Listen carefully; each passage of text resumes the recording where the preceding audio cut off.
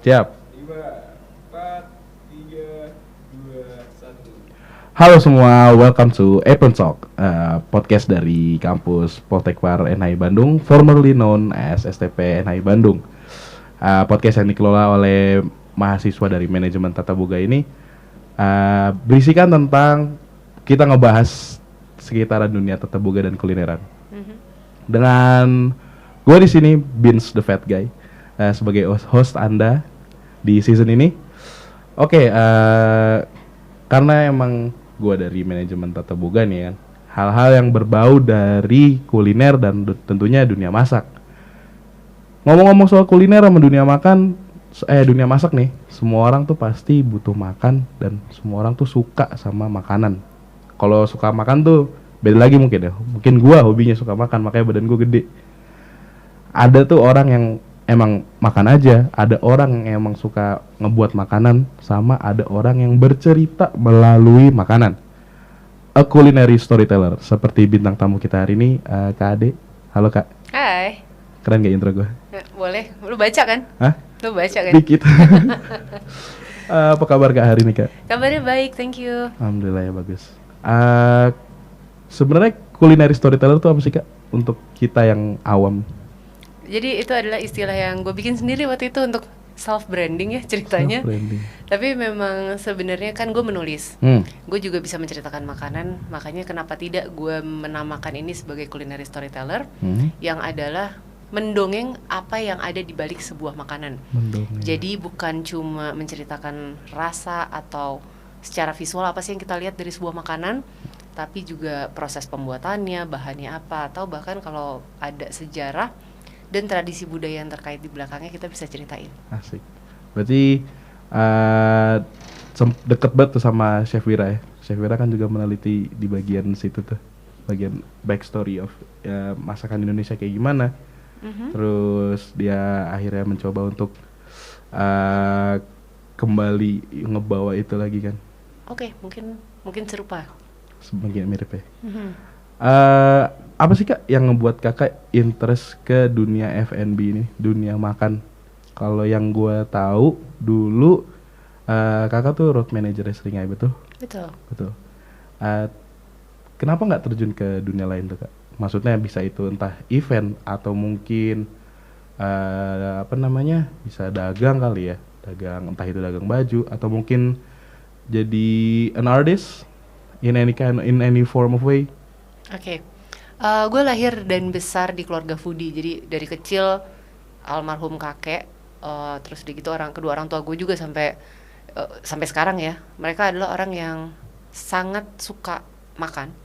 Bukan cuma suka dalam artian makannya banyak, tapi mencari makanan untuk dieksplor dari kecil. Jadi lidah gue sudah dilatih dengan berbagai rasa, berbagai tekstur. Dari kecil tuh dari kasih makan misalnya udang hidup, langsung diambil dari air, dipatahin lehernya, dikupas, langsung makan. Jadi kita diajarin untuk nggak jijik terhadap sesuatu atau kayak punya penolakan ini itu. Makan dulu, urusan suka atau nggak suka itu belakangan. Jadi akhirnya kan terbiasa, dan gue dari kecil suka nulis. Waktu zaman SD kayak kelas 1, kelas 2 aja misalnya coret-coret, itu yang gue bikin adalah menu makanan. Oh gitu? Iya, jadi dulu kayaknya waktu kecil sempat punya cita-cita restoran kali ya. Pengen bikin restoran. Karena gue suka banget menikmati baca menu di restoran, bagaimana orang mengatur, oh ini appetizer-nya, oh ini makanan utamanya, itu menurut gue menarik banget.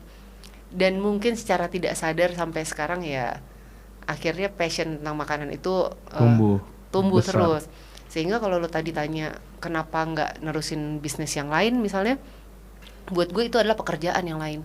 Ketika gue bekerja dengan band-band sebagai road manager, itu adalah pekerjaan. Ngomongin passion tetap makanan. Oh gitu. Tapi berarti sekarang tuh ini lebih ke passion / pekerjaan. Yes, betul. Passion yang kebetulan menghasilkan. Oke. Kebetulan menghasilkan. Iya. Nah, kan kalau misalnya orang ngomongin passion kan pasti dia melakukannya tuh kayak dengan sepenuh hati gitu. Kayak fun, tanpa ada pressure. Walaupun emang ada pressure, tapi ya oke lah, ini emang gue suka gitu. Iya. Tapi pas menjadi road manager itu, is it easy? Kayak did you enjoy it back then? Very much. Very much. Ya, jadi kalau urusan manajemen gue tuh kurang suka. Tapi ketika gue jadi road manager, urusan gue teknis banget. Gue memikirkan bagaimana nanti anak-anak band ini travel jam berapa supaya kita efisien gitu. Nyampe bisa langsung sarapan, terus soundcheck dan lain-lain, itu kan gue mikirin. Itu gue suka. Tapi kalau urusan dealing harga, jadi like manager dan memikirkan masa depan band, gue kurang pandai di situ. Makanya itu kakak memutuskan untuk kayaknya gue mau ini di passion gue aja deh. Jadi sebenarnya gini, dulu tuh barengan. Urusan menulis makanan tetap jalan. Dan kalau weekend ngerjain ya itu jadi road manager, biasanya kan kerjaannya weekend ya panggung-panggung rock itu gitu. Terus bahkan dulu dijanjiinnya sama anak-anak Seringai, udah lo ikut kita aja, nanti lo bisa sambil jalan-jalannya gratis sambil bisa coba makan-makan. Aku langsung tergoda karena pada masa itu aku kayaknya nggak punya uang kalau harus keliling-keliling keluar kota ya gitu. Ya lumayan lah dibayarin, ada gaji bandnya juga, gitu. Masih bisa icip-icip makanan, so why not? Dapat dua-duanya dapat. Iya. Oke, benar juga sih. Ngomong-ngomong soal makanan nih kak, kakak masak juga kan? Iya betul. Nah, masak juga. Soalnya gue ngeliat yang waktu itu tahun lalu pas bulan puasa Rantang Takeover sama Lokavor. Iya, sama Nusantara Baik Lokavor. Oke. Bisa masak tuh dari kapan kak? Dari kecil itu udah dibiasain untuk masak juga. Dan kebetulan nyokap punya usaha catering, jadi gue sangat biasa di dapur. Nah, dengan kebiasaan gue untuk jalan-jalan juga, punya kesempatan untuk berkeliling, kan gue belajar banyak masak resep nih dari Ah. ibu-ibu rumah tangga di daerah-daerah. Akhirnya gue bisa aplikasikan, gue bisa cobain masak di rumah, dan ya beberapa kali dapet tawaran untuk kayak pop up yuk kolaborasi, lo yang masak kasih resep-resep tertentu yang sudah dipelajari sebelumnya di daerah. So why not, itu kan kesempatan baik untuk gue bisa memperkenalkan lagi makanan-makanan dari daerah tertentu gitu. Asik, benar juga sih. Sejauh ini keliling Indonesia ini tuh udah kemana aja sih kak? Yang paling apa ya namanya? Bukan menyisakan sih, memberikan ada special place di hati sendiri gitu. Kayak nih tempat ini nih paling ini buat gue. Masing-masing tempat, karena setiap tempat di Indonesia selalu mengajarkan sesuatu yang baru. Oh gitu. Ya kan, gue kalau misalnya traveling of course tidak pernah punya ekspektasi. Jadi ya udah, nanti ketemunya apa ya bagus lah. Ternyata gue belajar ketika kita tidak punya ekspektasi, hal kecil apapun yang datang menjadi besar nilainya buat kita. Iya, itu keren banget tuh barusan tuh. Kita mau coba gue aplikasikan ke hidup gue. Ya catat. Don't expect too much. Terus berarti kan nyobain makanan juga tuh kak? Iya. Nah kan kalau tadi kan ngomongin daerahnya, kalau makanannya yang sampai sekarang favorit gue nggak ada, atau emang di tiap-tiap daerah itu ada? Nah, tiap-tiap daerah pasti ada yang kayak, wah kalau ke Aceh misalnya gue suka banget mie Acehnya karena beda sama mie Aceh yang ada di Jakarta. Oh gitu? Iya, sama rujaknya. Kemudian kalau misalnya kayak di Bali, gue suka banget lawar. Lawar tuh sayurannya mereka dan bahannya bisa macam-macam. Gue sampai pernah membuat tulisan aneka jenis lawar di Bali. Ada berapa jenis tuh kak? Yang gue tahu soalnya cuma 2 nih, lawar merah sama lawar putih. Itu masih itu dari segi warna. Oh, oke. Dari bahan juga bisa beda-beda. Misalnya sayurannya ada lawar gedang dari pepaya, ada lawar kelungah dari semacam batok kelapa yang belum jadi batok. Jadi rasanya ke arah kelapa, tapi ini menarik karena nggak semua daerah menggunakan bahan itu. Terus juga misalnya ada lawar dari daun bulun baun. Gue google daun bulun baun sampai detik ini nih, kalau lo bisa sambil internetan cari deh. Daun Susah. Bulun baun. baun. Itu juga nggak selalu ada. Bahkan tidak semua orang Bali kenal. Jadi menarik kan, pas gila kirain kita udah jalan-jalan nyobain segala macam jadi tahu semua. Enggak, ternyata semakin kita belajar, semakin kita tahu, kita tuh nggak tahu apa-apa. Apa sih sebutannya sih? The more you know, the less you know. Yes. Asik, gila keren banget. Terus gue, ini ada teman gue nitip pertanyaan ke lu nih kak. Warung terenak yang pernah lu cobain? Warung, mungkin maksudnya warung makan kali ya? Pertanyaan macam apa itu, susah banget loh. Oke. tapi salah satu inilah ya. Waktu itu gue pernah lagi jalan-jalan di Bali, di daerah yang kayaknya emang gak ada penduduknya gitu, nggak sepi banget. Terus gue ketemu satu warung, terus gue lihat di apa namanya etalase kacanya gitu, ada sesuatu yang gue tidak kenal. Hmm. Apakah itu? Bu, itu apa? Bulung. Bulung itu ternyata rumput laut. Terus gue tanya, dimasak apa? Ya nanti dikasih kuah pindang. Kuah pindang itu adalah air rebusan kepala ikan waktu itu yang di sana. Terus dikasih ulekan terasi, cabe, disiram si kuah ikan itu, sama kelapa bakar yang diparut. Udah makannya pakai itu aja. Kayak gitu aja gitu. Kayak gitu aja, satu piring besar 5.000 rupiah. Yang mungkin berkesan gini, kalau ditanya apakah itu paling enak, belum tentu. Abis itu pernah kok makan bulung yang diolah lain-lain lebih enak. Tapi terkesan karena lagi jalan-jalan nggak punya ekspektasi apapun, belajar lagi sesuatu yang baru di situ. Oh, jadi nggak harus dari segi makanan enak atau enggak, bisa jadi karena experience-nya itu sendiri. Bener. Wow, oke. Tapi lu suka naik gunung nggak, Kak? Kalau ditanya suka, cuma pernah berapa kali mungkin ya. Pernah lah, karena gue bengek. Setiap naik gunung langsung kayak sesak nafas. Tapi pernah lah naik gunung. Kan ada juga tuh warung yang tertinggi di Pulau Jawa. Apa tuh? Yang di Gunung Lau. Gue lupa namanya. Mbok Iem kok nggak salah. Jualannya apa? Nah, nih nyeselnya gue sih. Waktu itu gue naik Gunung Lau. Pas nyampe di pos terakhir sebelum summit, itu teman-teman gue ninggalin gue. Ayo Mbok Iem. Guanya lagi di tenda, lagi packing. Itu kondisinya abis summit pagi turun, mereka mencar misah. Kalau dari ceritanya mereka ya, kayaknya sih emang jualan makanan ya standar aja gitu. Cuman ya waktu itu yang menangkap mata gue tuh, nih warung tinggi juga nih tempatnya nih. Yang ya nih tinggi banget. Masa iya ada orang jualan di salah satu gunung tertinggi di Pulau Jawa gitu. Iya. Tapi ada interest gak lo, Kak? Dengar gue kayak gini. Gue tuh pasti selalu tertarik, tapi mungkin kalau dalam hal ini gue akan tertarik naik gunungnya. Bahwa nanti di sananya akan makan apa, sebenarnya kita udah nggak terlalu peduli. Dan gue yakin kadang-kadang begitu lo udah capek nih naik gunung gitu, makanan apapun yang ada di atas sana pasti rasanya nikmat banget. Bener sih, itu bener banget. Karena buat gue gitu ya, misalnya gue udah lama nih nggak makan mie instan. Begitu lagi camping lah capek banget gitu di mana-mana, tiba-tiba mie instan rasanya paling enak. Bener sih. Karena orang udah capek makan, udahlah gue mau makan ini gitu. Iya, jangan-jangan mungkin kalau kita di atas itu misalnya warungnya cuma jual sesederhana tempe goreng yang bahkan mungkin nggak dibumbuin apapun, bisa jadi itu adalah tempe terenak yang kita makan bulan itu. Bisa jadi sih. Soalnya kan ngaruh juga tuh kan, tinggi. Bener. Tapi indra, palet lidah iya. Tapi mood juga menurut gue, karena kan kita sambil lihat suasana yang berbeda, terus ngerasa pencapaian yang kita reward dengan kita harus makan nih gitu. Ya udah, tiba-tiba itu pasti jadi paling enak. Iya sih, itu bener banget sih. Keselnya itu gue kalau temen gue denger nggak ngajak gue.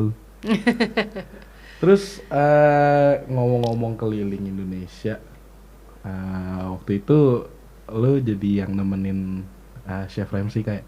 Iya. Jadi supir ya? Jadi supir. Iya, ternyata berbakat jadi supir juga. Dia orangnya gimana sih, Kak? Off camera? Ya kayak lo lah, lucu. Bahkan mungkin lebih lucu dari lo sih. Jadi orang-orang kan selalu bilang kayak gimana dia aslinya. Jadi gini, waktu gue diajak ya untuk ditawarin, kan gue diinterview dulu sama tim manajemennya mereka, sama orang Net Geo gitu. 2 orang terpisah tuh di interview kan? Iya. Itu gue nggak tahu sebenarnya Gordon Ramsay itu kayak apa, karena gue nggak pernah nonton. Oh, sebelum ketemu tuh nggak tahu tuh. Bahkan setelah syuting pun gue nggak langsung nonton. Gue yang kayak oh ya gue tahu orangnya lah, namanya of course terkenal, tapi seperti apa dia di mata orang yang nonton acara-acaranya gue nggak tahu. Jadi gue pikir kayak orangnya lucu banget nih gitu. Makanya gue kerjain abis. Ternyata begitu selesai, gue baru nonton YouTube tuh beberapa minggu sebelum acaranya tayang.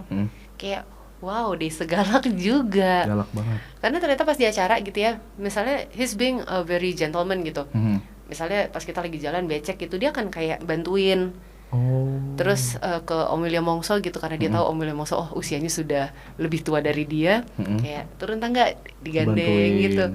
Ininya menyenangkan, gesturnya menyenangkan. Terus gue lihat orang-orang produksi sangat sayang gitu kayaknya sama dia, bercanda-bercanda melulu gitu, dan bercandanya genuine, bukan sesuatu yang dibuat-buat, karena itu kan off cam juga. Iya sih. Jadi lo bisa ngeliat bahwa orang pun senang bekerja sama dia gitu. Karena emang dianya juga pembawaannya asik. Iya. Oke. Nah kan dari situ lo lebih belajar banyak tentang segi apa ya Kak maksud gua? Dari kitchen lah maksudnya dari dia tuh dari memasak tuh belajar dari dia gak? Atau Salah, dia belajar dari gua. oh gitu. Karena gini, konsep acaranya waktu itu berbeda kan. Hmm. Dimana peran gue memang gue yang harus memperkenalkan masakan dan budaya Sumatera Barat ke dia. Jadi waktu itu menjudulnya dia yang belajar dari kita. Kalau gue cuma ngelihat dia waktu itu kan nggak ngasih lihat teknik apapun, justru kita yang harus membenahi dia ketika dia belajar bikin rendang. Ini harus begini panasnya. Ini bumbunya harus begini, kan kita yang ngajarin. Iya, benar. Mungkin lain kali kalau gue pergi ke tempat dia, gantian Baru- kali ya gue yang belajar ya gitu. Boleh Chef Ramzy invite her terus nanti bisa ada. Udah gitu udah diundang. Cuma kan bayar Udah? tiket sendiri kan ya ke Inggris ya Pak ya. I see. Bokeh. Nggak mampu nih. Ini canda. Terus kalau ngomongin kan berarti kan lu udah ngeliat juga tuh Kak apa namanya dia video dia gitu ya yang di luar kayak how he work as a chef di dapur. Ya. Nah, kan berarti otomatis orang kerja yang kayak gitu untuk makanan kan berarti he dedicated his life untuk makanan juga. Bisa secara langsung dibilang kayak gitu kan. Iya. Nah, menurut lo nih Kak, pandangan masyarakat Indonesia in general atau most of them lah terhadap makanan tuh kayak gimana sih? Yang kalau misalkan nih kayak kan Chef Ramzy bikin makanan emang dianya suka dan dianya tuh ngasih effort gitu. Dan orang di luar tuh oke, ini seni. Dia menghargai effort itu. Sementara in general masyarakat Indonesia tuh terhadap makanan tuh ada yang kayak udah nih gue ke warteg cebar kenyang daripada gue harus 100.000 fine dining gitu. Nah itu menurut lo tuh gimana tuh Kak?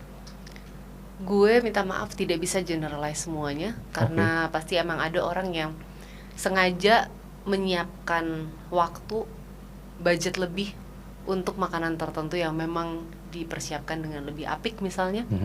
Tapi juga dengan kondisi ekonomi tertentu ada yang ya udah benar itu tadi 10.000 udah kenyang, kenapa gue harus bayar 20.000 bahkan untuk makan yang ada keju-kejuannya di atasnya misalnya. Jadi kita kayaknya nggak bisa bilang bahwa orang yang satu nggak mengapresiasi antara budget atau memang tidak pernah diperkenalkan bahwa ada kenikmatan dari cara pandang lain gitu.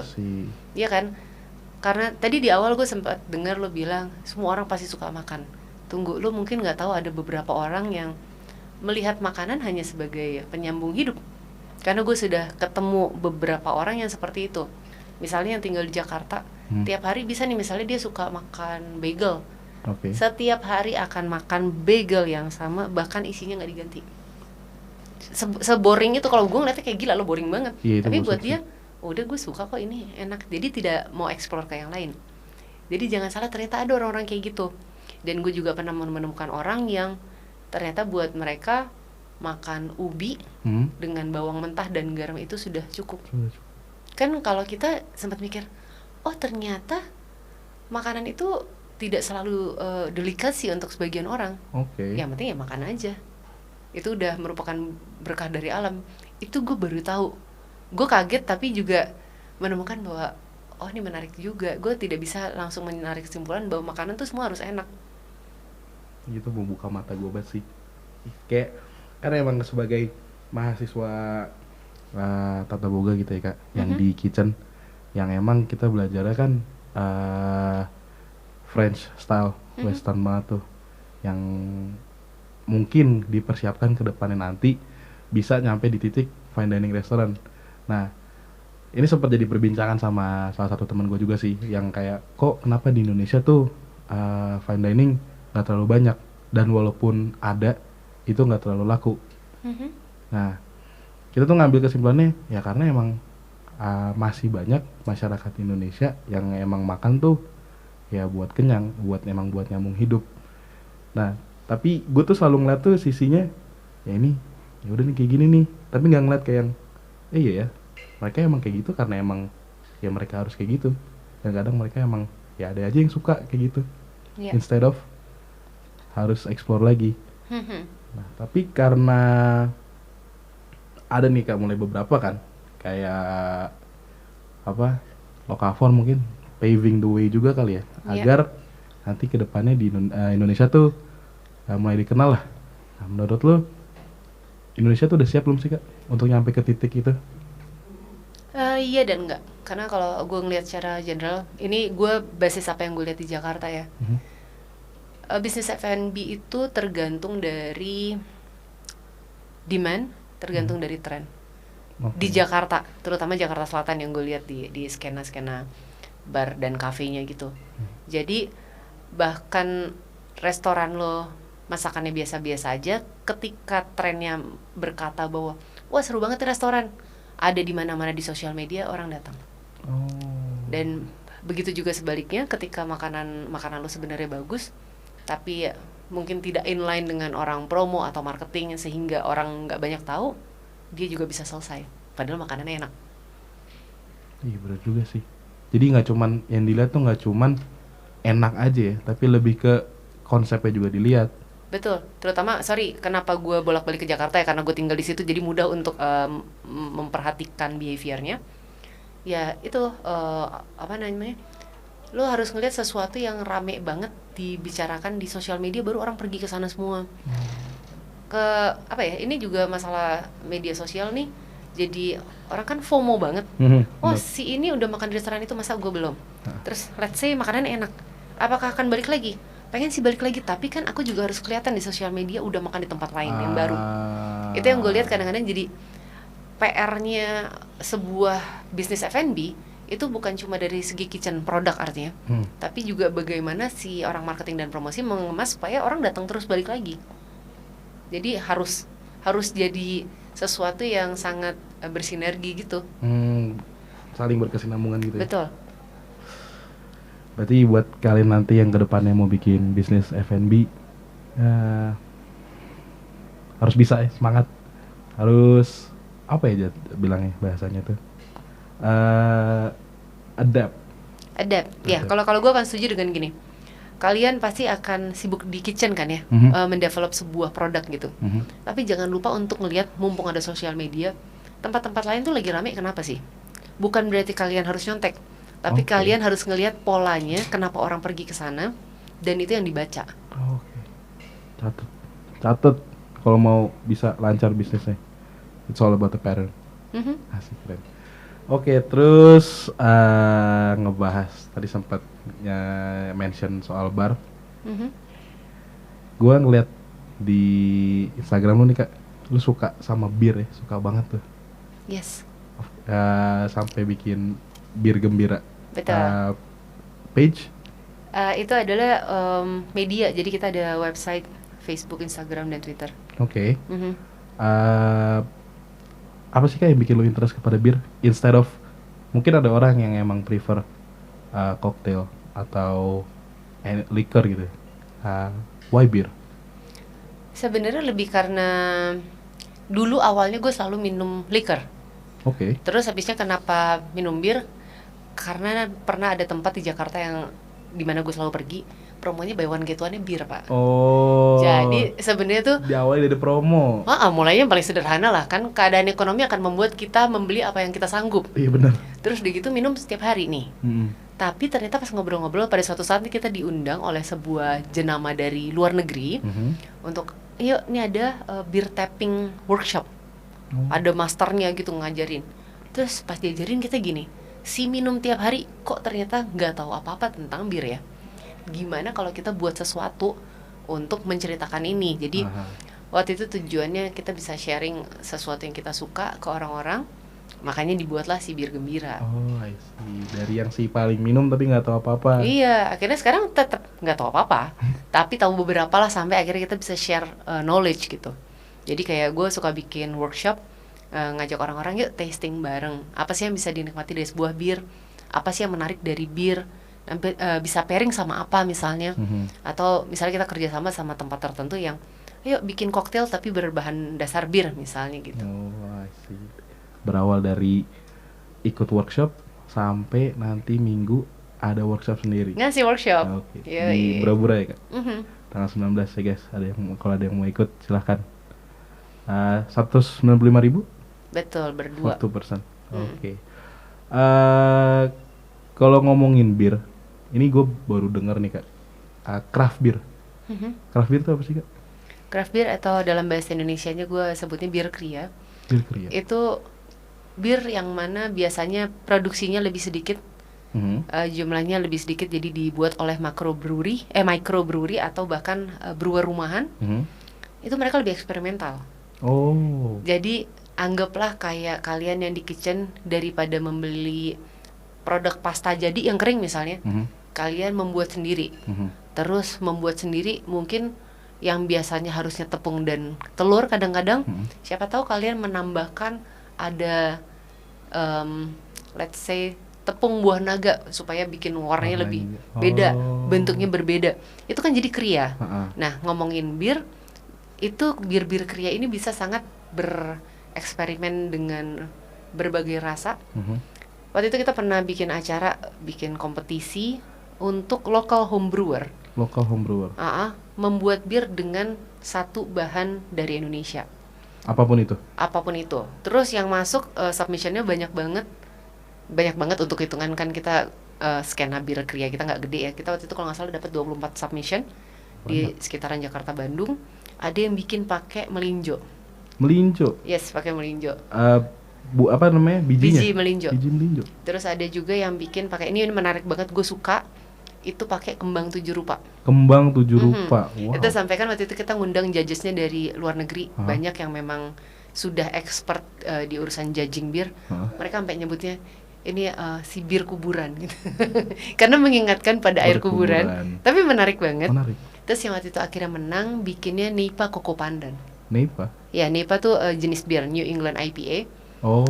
Tapi dengan koko pandan tuh jangan ngebayangin bir dikasih sirup koko pandan ya. Tapi ini aromanya tuh sangat mengingatkan kita pada pandan.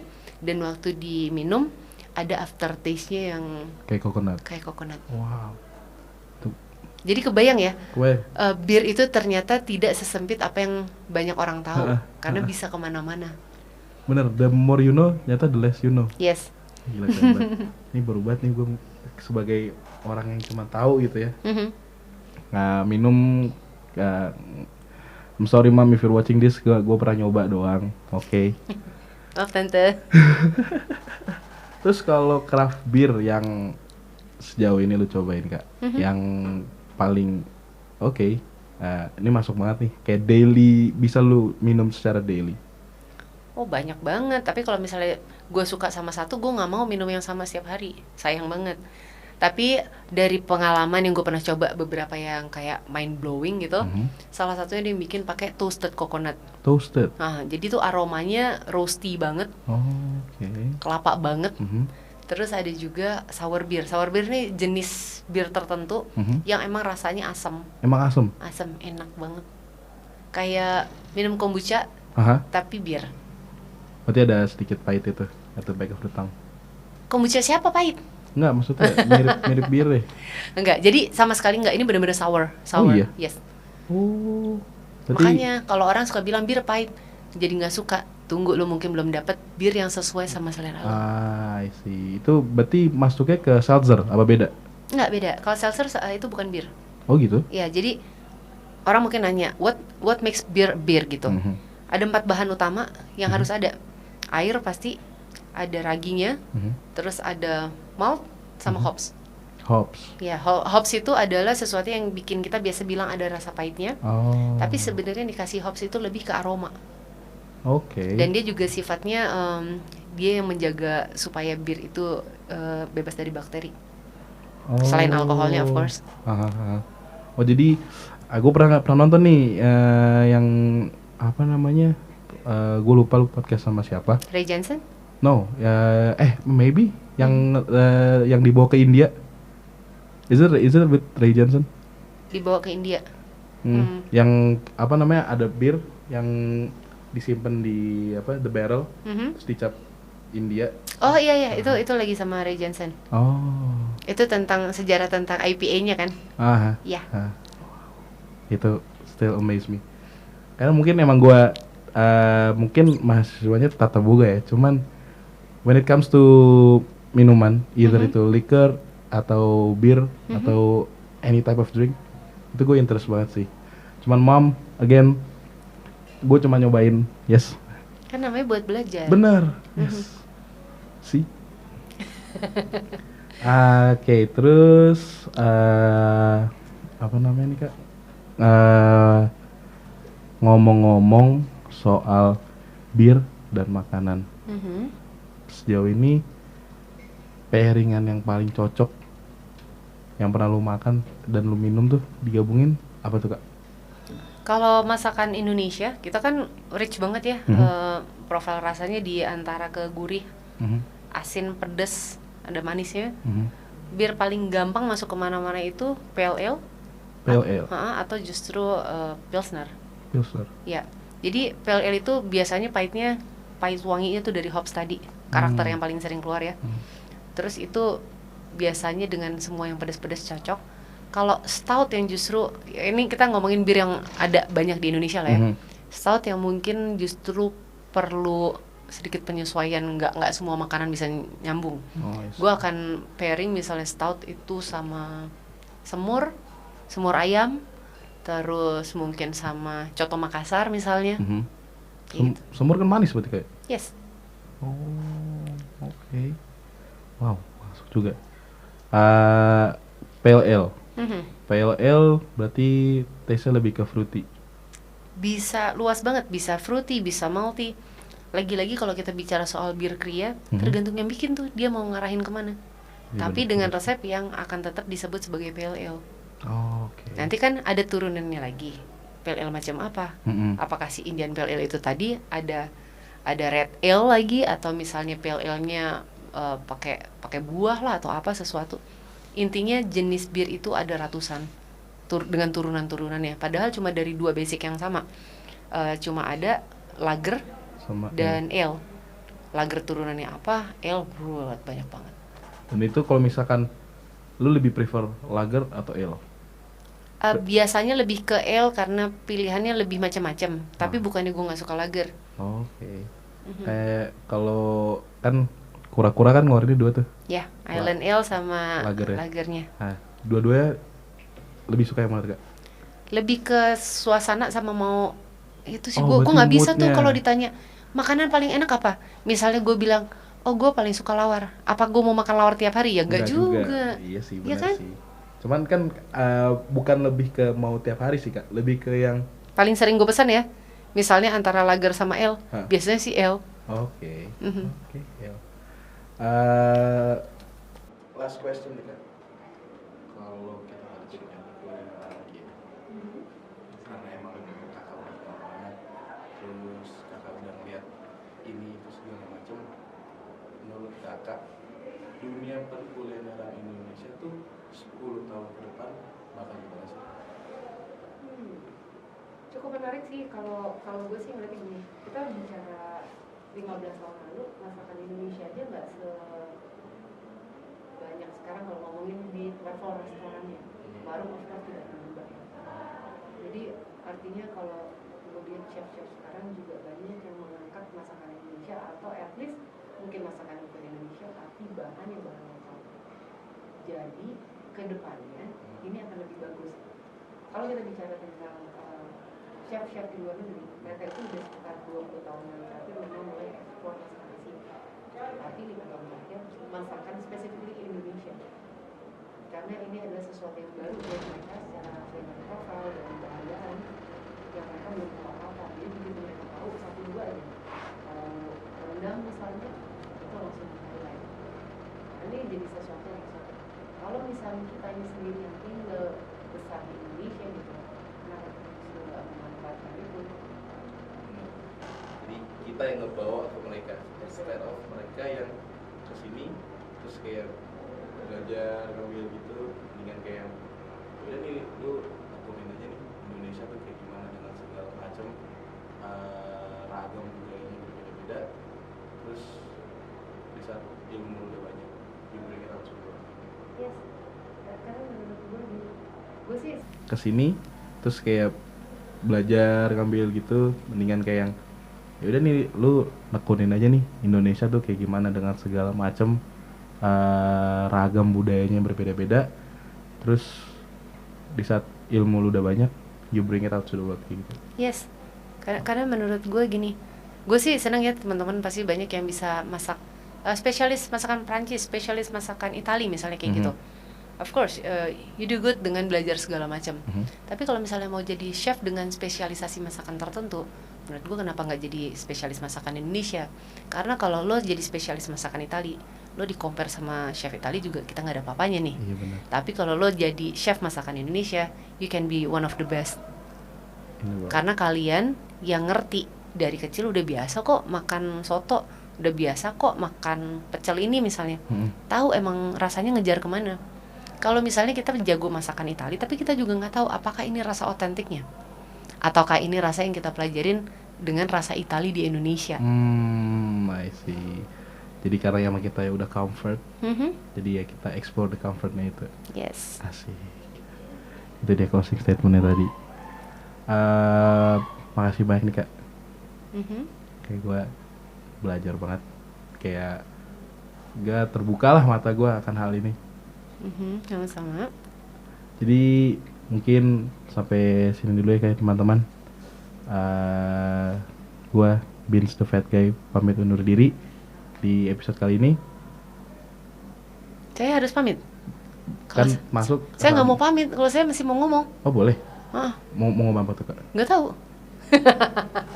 Ya udah kalau gue harus pamit ya gue pamit nih. Kan assalamualaikum. Terus kalau pamit waalaikumsalam. Pamit assalamualaikum juga. Iya. Kalau udah masuk, udah terus keluar. Tapi gue mau stay di sini, lo aja yang pamit, jadi lo pulang. Oh, boleh. Di gue diusir. Jadi ya teman-teman, terima kasih ya. Sampai Thank jumpa di you. episode selanjutnya.